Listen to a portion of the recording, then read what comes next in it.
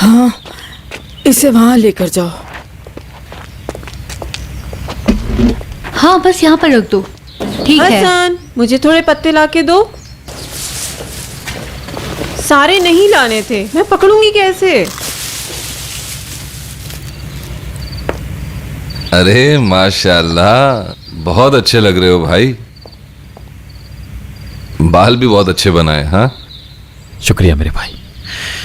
क्या सब कुछ तैयार है दादी जान? रेहान आने वाली है। बहुत जल्दी में करना पड़ा सब कुछ।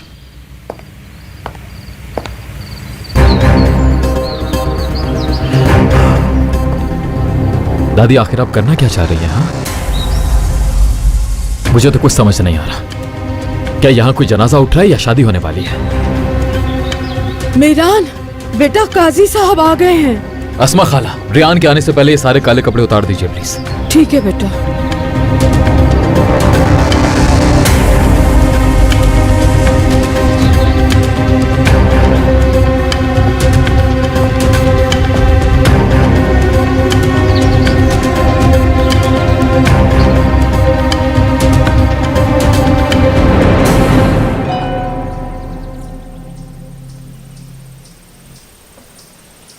तुम्हें जल्द से जल्द अपनी बीवी बनाने के लिए मुझे क्या करना होगा?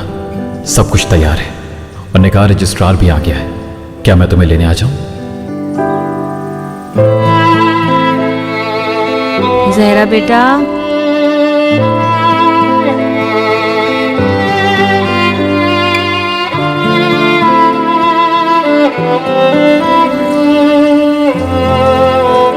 आ जाओ, मैंने कॉफी तैयार कर ली है वरना ठंडी हो जाएगी।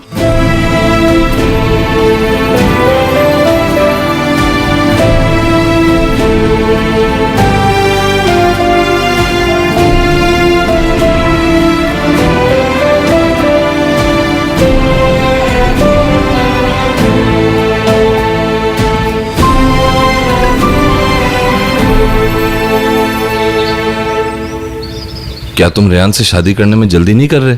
दरअसल रेहान ऐसा ही चाहती है।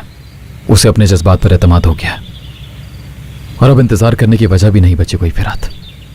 जब तक वो दूर होगी मैं उसकी हिफाजत नहीं कर सकता और ना ही उसे दुखी रहने दे सकता हूं। अच्छा है मेरी आंखों के सामने रहेगी तो हम दोनों ही खुश रहेंगे और मुझे सुकून भी रहेगा।